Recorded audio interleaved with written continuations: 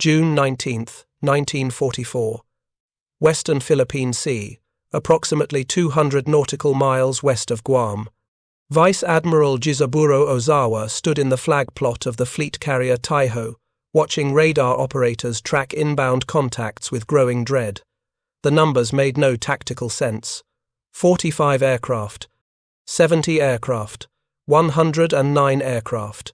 Wave after wave of American planes appeared on the screens, launched from a carrier force that shouldn't exist. He had studied American carrier production estimates for months. The intelligence reports, sitting in his cabin, predicted perhaps 8 to 10 modern fleet carriers, operational by mid-1944. The reconnaissance reports from his scouts that morning had confirmed something far more devastating. 15 American carriers steamed in the Philippine Sea, and 7 of them were massive new vessels displacing over 27,000 tons, the Essex-class carriers his staff had dismissed as propaganda. The mathematics confronting Ozawa were brutal and undeniable. His mobile fleet represented nearly everything the Imperial Japanese Navy could put to sea: 9 carriers, 5 battleships, 13 cruisers. Against this force, the Americans had deployed more carrier tonnage than Japan had built in its entire history. More aircraft than Japan could replace in a year of maximum production. More trained pilots than Japan's decimated training programs could produce in 2 years. The disparity wasn't merely numerical. It represented a fundamental miscalculation about American industrial capacity that would destroy Japanese naval aviation in a single day. By nightfall, 429 Japanese aircraft would be shot from the sky. 3 fleet carriers would rest on the ocean floor.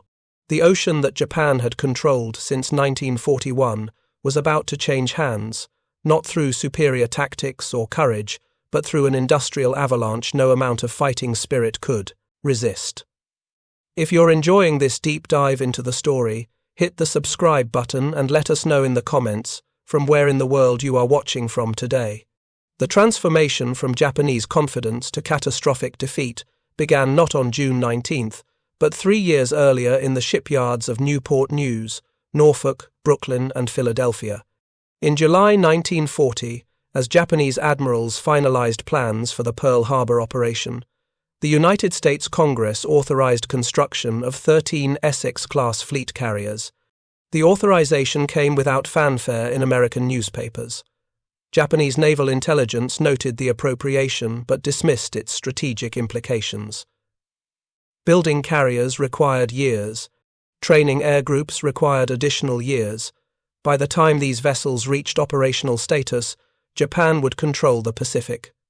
The assessment was logical based on historical construction timelines. Previous American carrier programs had taken 3 to 4 years from authorization to commissioning. The Yorktown-class carriers, completed in the late 1930s, had required extensive development time. Even Japan's most modern carriers, the Shokaku and Zuikaku, had taken 4 years from laying down to commissioning. But American shipbuilding in 1941 operated under constraints that would vanish with Pearl Harbor. The Naval Expansion Act of May 1938 had lifted treaty restrictions on carrier tonnage, permitting designs exceeding 27,000 tons standard displacement. The Two-Ocean Navy Act of July 1940 provided unlimited funding for naval construction. What remained was overcoming physical limitations, available shipways, trained workers, supply bottlenecks. Pearl Harbor eliminated these constraints overnight. President Roosevelt declared naval construction the nation's highest industrial priority. Shipyards expanded operations to 24-hour schedules. Workers flooded into Norfolk, Philadelphia, and Brooklyn from across the nation, many women entering industrial work for the first time.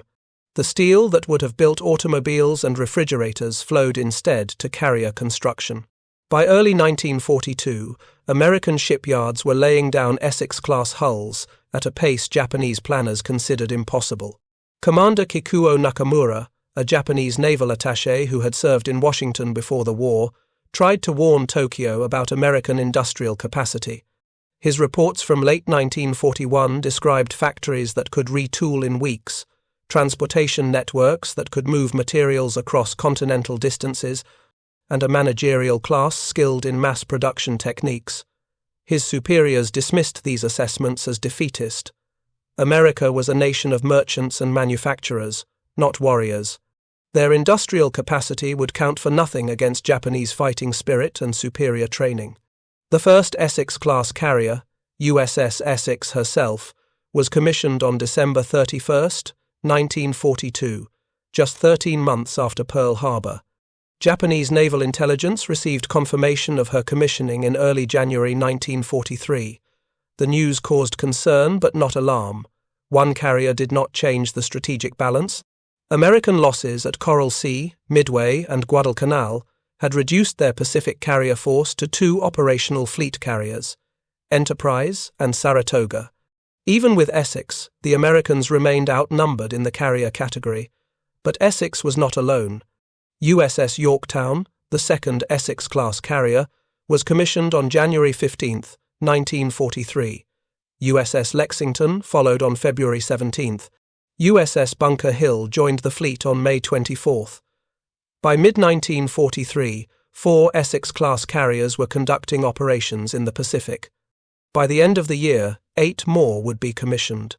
The construction pace accelerated beyond anything Japanese observers considered feasible. Some Essex-class carriers went from laying down to commissioning in 14 months, a timeline that defied previous American carrier construction experience. The specifications of the Essex-class represented everything Japanese carrier designers had tried to achieve with their own programs, but implemented with American industrial efficiency. Each Essex displaced 27,100 tons standard, 30,800 tons fully loaded. The flight deck measured 872 feet long and 109 feet wide for the short hull variants, slightly larger for the long hull versions that began commissioning in mid-1943. The hangar deck could accommodate 90 aircraft, with provisions for 25% spare parts and replacement aircraft. This capacity exceeded that of the Shokaku class, Japan's finest fleet carriers. The propulsion system consisted of 8 Babcock and Wilcox boilers, generating steam at 565 pounds per square inch and 850 degrees Fahrenheit. 4 Westinghouse turbines drove 4 propeller shafts, producing 150,000 shaft horsepower. Maximum speed reached 33 knots during sea trials, matching Japanese fleet carriers while displacing 5,000 tons more. Fuel capacity of 6,380 tons permitted operations across the vast Pacific without frequent refueling stops. Armament reflected American emphasis on defensive capability. 12 5-inch 38-caliber dual-purpose guns in 4 twin mounts and 4 single mounts provided anti-aircraft and surface defense to ranges of 9 miles. These weapons could be directed by Mark 37 fire control directors equipped with radar, permitting accurate fire beyond visual range. Additionally, each Essex carried 40 40mm Bofors anti-aircraft guns in quadruple mounts and 46 20mm Oerlikon cannons for close-in defense. This anti-aircraft battery was heavier than anything mounted on Japanese carriers, reflecting American recognition of air power's primacy in naval warfare. Protection incorporated special treatment. Steel armor up to 4 inches thick on critical areas, including the magazines, machinery spaces, and aviation fuel storage. The armor scheme prioritized underwater protection with a complex system of longitudinal and transverse bulkheads designed to contain flooding from torpedo hits. American damage control doctrine emphasized compartmentalization, firefighting systems, and rapid repair capabilities. Each Essex carried damage control parties trained to respond within minutes to battle damage. This capability would prove decisive in multiple engagements where Japanese attacks caused severe damage but failed to sink their targets. The air group composition emphasized flexibility. A standard Essex air group in 1944 consisted of 36 F-6F Hellcat fighters, 36 SB-2C Helldiver dive bombers, and 18 TBF Avenger torpedo bombers. The Hellcat represented a generational improvement over earlier American fighters. Powered by a Pratt & Whitney R 2800 radial engine producing 2,000 horsepower, The Hellcat achieved maximum speeds of 380 miles per hour at 19,000 feet. More importantly, it featured armor protection for the pilot, self-sealing fuel tanks, and 650 caliber machine guns with 400 rounds per gun. Japanese Zero fighters, while more maneuverable, were fragile, lacked armor, and carried less ammunition. The strategic implications of Essex-class production became undeniable by late 1943. American carrier strength in the Pacific had increased from 2 operational fleet carriers in mid-1942 to 8 Essex-class carriers plus Enterprise and Saratoga by December 1943. This force was supported by 9 Independence-class light carriers converted from Cleveland-class cruiser hulls. These light carriers, while smaller than the Essex-class, still displaced 11,000 tons and carried 33 aircraft each. Together, the Essex and Independence classes provided the United States Navy with overwhelming numerical superiority in carrier aviation. Japanese naval intelligence struggled to comprehend these numbers. The reports seemed impossible. How could America commission 1 major carrier every 6 weeks? Where did the trained crews come from? How could their industries produce aircraft, engines, and weapons at such rates, while simultaneously supporting massive ground forces in Europe and the Pacific? The answer lay in industrial capacity that Japan could not match. American steel production in 1943 reached 80 million tons, compared to Japan's 8 million tons. American aircraft production reached 85,000 planes, while Japan managed 16,000. American shipyards employed over 1 million workers by mid-1943, supported by transportation networks that could move materials from mines and factories to construction sites with ruthless efficiency. More devastating than raw production numbers was American replacement capacity. When Japanese carriers lost aircraft in combat, replacing them required months of production, training, and logistics. When American carriers lost aircraft, replacement aircraft and pilots arrived within weeks from a pool of trained reserves maintained in Hawaii. Japanese naval aviation had entered the war with approximately 3,000 trained carrier pilots. By late 1943, combat losses and attrition had reduced this number below 1,000. American naval aviation programs were graduating over 1,000 pilots per month by mid-1943, with training that included gunnery practice, navigation, formation flying, and tactical doctrine. The experience gap between Japanese and American carrier pilots had reversed completely since Pearl Harbor. Admiral Ozawa understood these disparities when he assumed command of the first mobile fleet in November 1943. His predecessor, Admiral Minachi Koga, had died in March 1944 when his aircraft crashed in the Philippines during bad weather. Koga's briefcase, containing the complete Japanese defensive plan, known as the Z Plan, had been recovered by Filipino guerrillas and delivered to American intelligence. Admiral Chester Nimitz received translated copies of Japanese operational plans weeks before the Battle of the Philippine Sea commenced. American commanders knew Japanese defensive strategy, understood their expectations about land-based air support, and could predict their likely responses to American operations. But even without captured plans, the mathematical reality was inescapable. By June 19, 1944, American Task Force 58 under Admiral Mark Mitcher fielded 15 carriers. 7 were Essex-class fleet carriers: Essex, Yorktown, Hornet, Bunker Hill, Wasp, Lexington, and Enterprise. The last being the sole surviving pre-war carrier, but benefiting from the same aircraft and tactical systems as her Essex-class companions. 8 Independence-class light carriers provided additional aircraft and scouting capability. Together, these carriers embarked 905 aircraft, supported by 7 battleships, 21 cruisers, and 69 destroyers. This was the greatest concentration of naval air power ever assembled. Against this force, Admiral Ozawa's first mobile fleet comprised 9 carriers with only 440 aircraft. His flagship Taiho was Japan's newest carrier, displacing 29,300 tons and incorporating an armoured flight deck. But she had commissioned only in March 1944 and had conducted minimal training operations before deploying for what Japanese planners called Operation Eigo.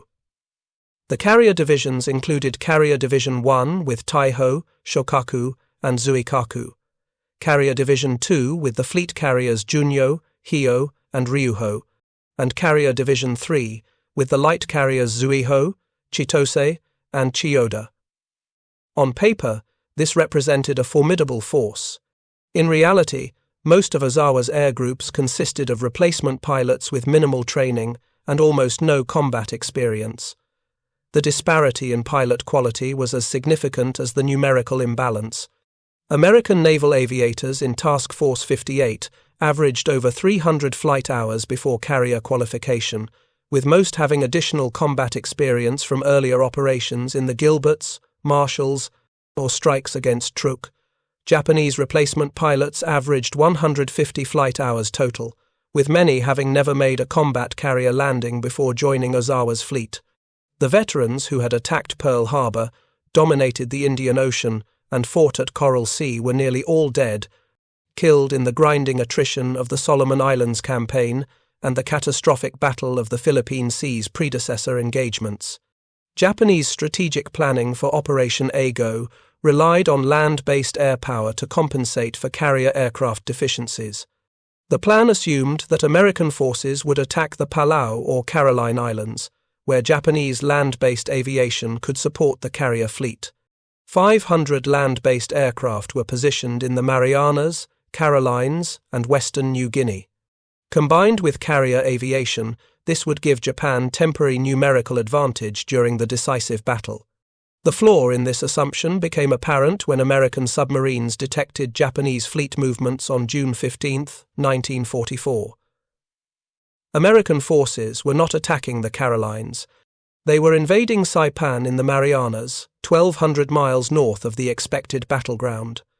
Japanese land-based aircraft in the Marianas had already been heavily damaged by American carrier strikes conducted in preparation for the invasion.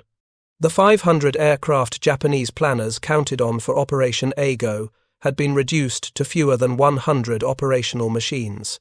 When Ozawa's fleet sortied from Tawi-Tawi anchorage off Borneo on June 13, he was steaming toward a battle where American numerical superiority would be total, and Japanese land-based support nearly non-existent. The morning of June 19th opened with both fleets aware of each other's approximate positions. American submarines had tracked Ozawa's approach for days, providing regular position reports to Admiral Spruance, overall commander of the Fifth Fleet. Ozawa knew American carriers were operating west of Saipan, but reconnaissance reports had understated their numbers. Japanese scout aircraft that morning counted 10 to 12 carriers in multiple task groups. The actual count was 15. Ozawa believed he still had reasonable parity in carrier strength, supported by land-based aviation from Guam and neighboring islands. He ordered his carriers to launch the first attack wave at 6:30 in the morning. Raid 1 consisted of 69 aircraft, 45 Zero fighters, 16 Yokosuka-D, 4 Y-Judy dive bombers, and 8 Nakajima B-6N JIL torpedo bombers. The strike launched from carriers of Division 2 and 3, while Ozawa's most powerful carriers in Division 1 remained back, intending to launch a second, larger strike. The Japanese aircraft began their approach toward the American task force at 10:23 in the morning, detected by radar at ranges exceeding 70 miles. This advance warning gave American carriers 10 critical minutes to launch additional fighters and position their combat air patrol for optimal interception. Lieutenant Commander Charles Brewer led 11 Hellcats from Essex on the first interception, encountering the Japanese formation at approximately 65 miles from the American carriers. What followed was a massacre. American pilots dove into the Japanese formation with altitude and speed advantages, their Hellcats' superior speed and firepower overwhelming the more maneuverable but fragile Zeros. Within minutes, 25 Japanese aircraft were burning wreckage falling toward the ocean. Additional American fighters from Bunker Hill, Cowpens, and Princeton joined the engagement. Only a handful of Japanese aircraft survived to reach the American battle line, where concentrated anti-aircraft fire from battleships and cruisers destroyed most of the survivors. One bomb hit the battleship South Dakota, causing casualties but failing to disable the ship. Not a single Japanese aircraft reached the American carriers. Ozawa's second strike wave proved even more disastrous. 109 aircraft launched at 8:30 in the morning, 48 Zeros, 53 Judys, and 8 Jills. American radar detected this larger formation at even greater range. Fighter direction officers aboard the carriers vectored more than 40 Hellcats to intercept positions 50 to 70 miles from the task force. Commander David McCampbell, leading fighters from Essex, encountered the Japanese formation and immediately attacked. The engagement that followed entered naval aviation history as the Great Marianas Turkey Shoot, a description that captured the one-sided nature of aerial combat that day. American pilots with superior training, better aircraft, and numerical advantage systematically destroyed Japanese formations before they could reach the American fleet. McCampbell personally shot down 5 Judy dive bombers. Lieutenant Alex Vrasiu from Lexington, already an ace with 12 victories, destroyed 6 Judys in 8 minutes. The anti-aircraft fire from American ships, directed by radar-controlled fire control systems using proximity-fused shells, destroyed most aircraft that survived fighter interception. Of 109 aircraft, in the second wave, only 31 returned to Japanese carriers. Most had never reached attack positions. 2 additional strikes launched that afternoon suffered similar fates. Ozawa's third raid of 47 aircraft was intercepted and largely destroyed before reaching the American formation. The fourth raid of 82 aircraft became disorganized, with many aircraft diverting to Guam, where American fighters from the carriers were already destroying Japanese land-based aircraft on the ground. By the end of June 19th, Japanese carrier aviation had effectively ceased to exist. 429 aircraft destroyed, most with their irreplaceable pilots. American losses totaled 29 aircraft, mostly to operational accidents rather than combat, but the disaster extended beyond aircraft losses. At 11:22 that morning, the submarine USS Kavala torpedoed Shokaku with 3 hits. The fleet carrier, Pearl Harbor veteran and survivor of Coral Sea, Santa Cruz, and dozens of other engagements, was caught while refueling aircraft. Aviation gasoline fires spread rapidly through uncontained ventilation systems. Damage control parties fought desperately to contain the conflagration, but design flaws in Japanese carriers made firefighting nearly impossible once avgas ignited. At 12:10 in the afternoon, Shokaku's magazines detonated. The carrier rolled over and sank, taking 1,200 men with her. 3 hours earlier, at 9:09 in the morning, the submarine USS Albacore had torpedoed Ozawa's flagship Taiho. A single torpedo struck the carrier's starboard side, causing apparently minor damage. Taiho continued operations, launching and recovering aircraft normally, but the torpedo had ruptured aviation fuel tanks, and avgas vapor began accumulating throughout the ship. At 2:32 in the afternoon, a spark, perhaps from an electric motor, perhaps from battle damage, ignited the vapor. The explosion was catastrophic. Taiho's armored flight deck, designed to protect against bombs, trapped explosive force inside the hull. The blast shattered internal bulkheads, demolished machinery spaces, and started uncontrollable fires. Admiral Ozawa transferred his flag to the cruiser Haguro. At 4:28 in the afternoon, Taiho exploded again as magazines detonated. She sank rapidly, taking 1,650 men to the bottom. The Battle of the Philippine Sea continued into June 20th, but Japanese naval aviation had already been destroyed. Ozawa's surviving carriers had fewer than 100 operational aircraft among them, and many of those had inexperienced pilots who could not land on carriers in darkness. American carrier aircraft, pursuing the retreating Japanese fleet in the late afternoon of June 20th, sank the fleet carrier Hio and damaged several other vessels. The strike required American pilots to return to their carriers after dark, a dangerous operation that resulted in 80 aircraft crashes and ditchings. But Task Force 58 recovered most downed aircrew and replacement aircraft arrived from Hawaii within weeks. Japan could replace neither the aircraft nor the men. If you find this story engaging, please take a moment to subscribe and enable notifications. It helps us continue producing in-depth content like this. The aftermath of the Philippine Sea battle revealed the full scope of Japanese miscalculation about American industrial power. In 2 days of combat, the Imperial Japanese Navy lost 3 fleet carriers, over 400 aircraft, and most of its remaining trained carrier pilots. American forces lost 123 aircraft and 0 ships. The disparity was so extreme that even American commanders found it difficult to comprehend. Some criticized Admiral Spruance for failing to pursue Ozawa's fleet more aggressively on June 19th, potentially destroying all Japanese carriers. But the strategic outcome was already decisive. Japanese carrier aviation would never recover. The Essex-class carriers that had dominated the battle represented only a fraction of American carrier construction. By August 1945, 17 Essex-class carriers had been commissioned, with 15 seeing combat operations before war's end. 7 more were in various stages of completion, though construction on several was suspended when Japan surrendered. The sheer number of these vessels, each equivalent in capability to Japan's finest fleet carriers, exceeded total Japanese carrier construction over the previous 20 years. Combined with the 9 Independence-class light carriers, American carrier strength in the Pacific by mid-1945 approached levels that Japanese planners had considered physically impossible. Japanese admirals who survived the war and American interrogators after the surrender consistently pointed to industrial capacity as the decisive factor in the Pacific conflict. Captain Mitsuo Fuchida, who had led the Pearl Harbor attack from the carrier Akagi, told interrogators that Japanese naval planners understood they could not win a prolonged war against American industrial power.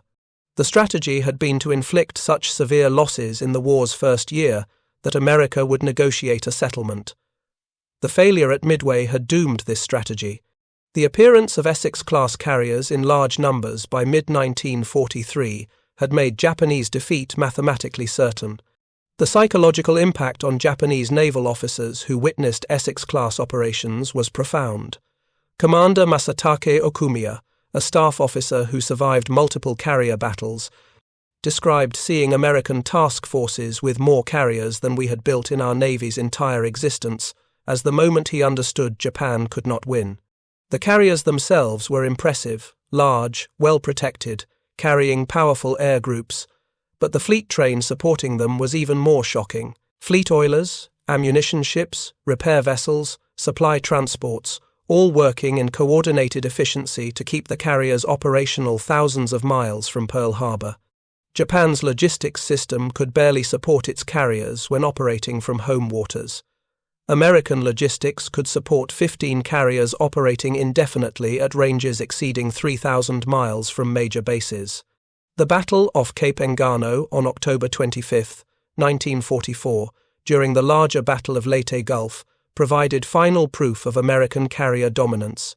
Admiral Ozawa, commanding what remained of Japan's carrier force, sorted with 4 carriers as a decoy force designed to lure American carriers away from Leyte Gulf. The ruse succeeded tactically. Admiral Halsey took Task Force 38's carriers north to engage Ozawa, but the result was annihilation. American carrier aircraft from Essex, Lexington, Langley, and Franklin systematically destroyed Japanese carriers throughout October 25. Zuikaku, last surviving Pearl Harbor carrier, absorbed 7 torpedoes and 9 bombs before capsizing. Chitose, Chiyoda, and Zuiho were sunk by aircraft or surface gunfire.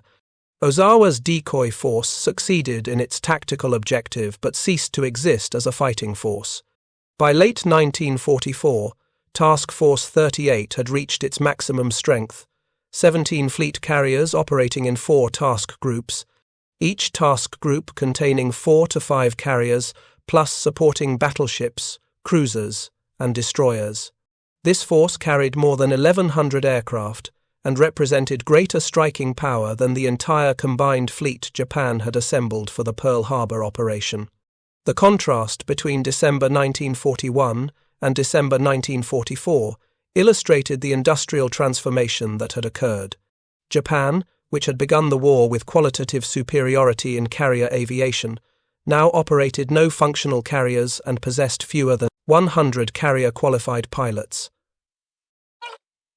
America, which had entered the war with 3 operational carriers in the Pacific, now fielded 17 fleet carriers, with trained pilots graduating from training programs faster than combat attrition could diminish the reserves. The Essex-class carriers continued their relentless advance through 1945. Strikes against Formosa, Okinawa, and the Japanese home islands became routine operations. Japanese defenses, reduced to kamikaze attacks launched from shore bases, managed to damage several Essex-class carriers but sank none. USS Franklin, hit by 2 bombs off Japan in March 1945, suffered catastrophic fires that killed 724 men and left the carrier listing and apparently doomed.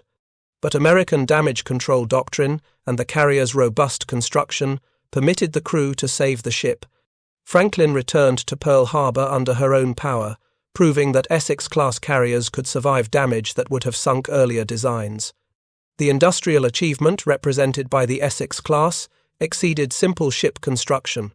Each carrier required not just steel and machinery, but complete integration of radar systems, fire control directors, catapults, arresting gear, damage control equipment, communication systems, and hundreds of other components manufactured by suppliers across America. The logistics of coordinating production across thousands of contractors, delivering materials to shipyards on schedule, and maintaining quality control while building at unprecedented speed demonstrated industrial capabilities Japan could not approach. Japanese admirals had dismissed American manufacturers as incapable of military production on the scale required for naval warfare. The 17 Essex-class carriers operating by war's end proved this assessment catastrophically wrong. The broader implications extended beyond carrier production. While American shipyards built 24 Essex-class carriers between 1942 and 1950, they also constructed 8 Independence-class light carriers, 3 Midway-class fleet carriers, 155 destroyers, 110 submarines, 72 destroyer escorts, and dozens of cruisers and battleships. American aircraft factories produced over 96,000 naval aircraft during the war years. Training programs graduated over 60,000 naval aviators. The industrial ecosystem that supported Essex-class operations, fuel production, ammunition manufacture, spare parts logistics, food supply for crews exceeding 3,000 men per carrier functioned with efficiency that Japanese logistics could never match. Japanese officers interrogated after the war consistently emphasized their shock at American logistical capacity.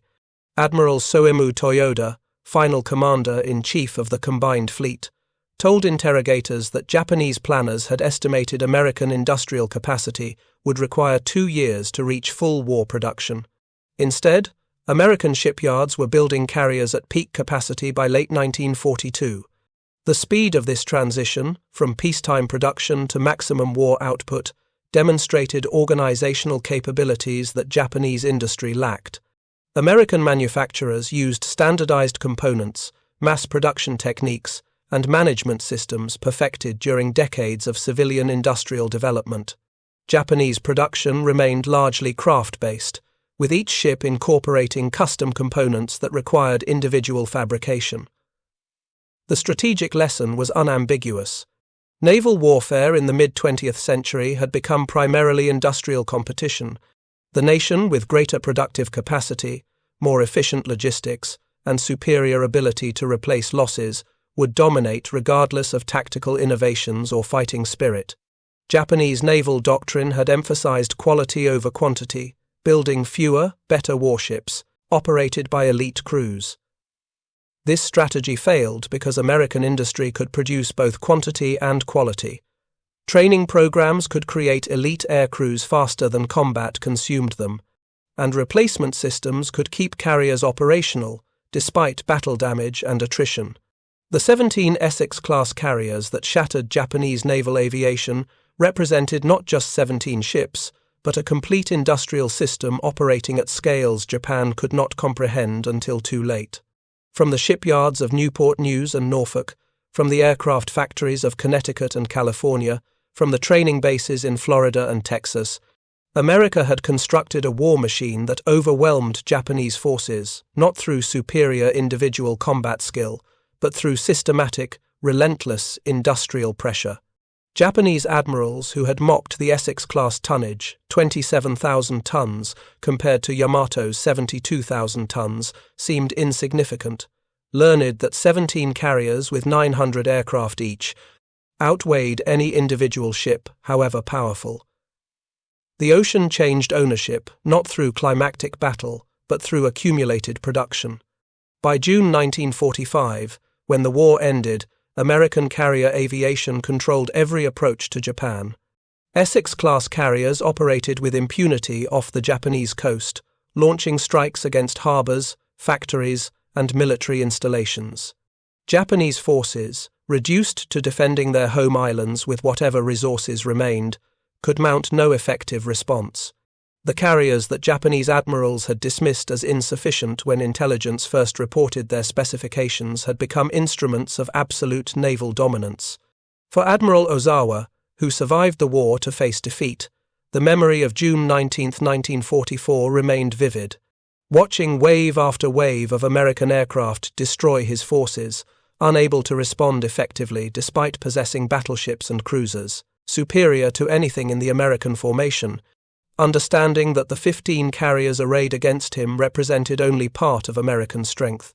These realizations confirmed what many Japanese naval officers had suspected since Midway but could not acknowledge. Japan had lost the industrial war the moment American factories began operating at war production levels. The Essex-class carriers were simply the most visible manifestation of defeat. The title that brings viewers to this story suggests Japanese admirals mocked Essex-class carriers before 17 ships shattered their fleet. The historical reality is more nuanced but no less dramatic. Japanese naval intelligence did initially dismiss Essex-class carriers as insufficient to change the strategic balance. Early reports noting their 27,000-ton displacement seemed unremarkable compared to existing American and Japanese carriers. What Japanese planners failed to anticipate was the number of these carriers America would build, the speed of their construction, and the systematic way they would be employed as components of an integrated fleet system. By the time Japanese admirals fully understood what Essex-class production represented, it was too late to alter outcomes. The Battle of the Philippine Sea in June 1944 demonstrated American carrier supremacy conclusively.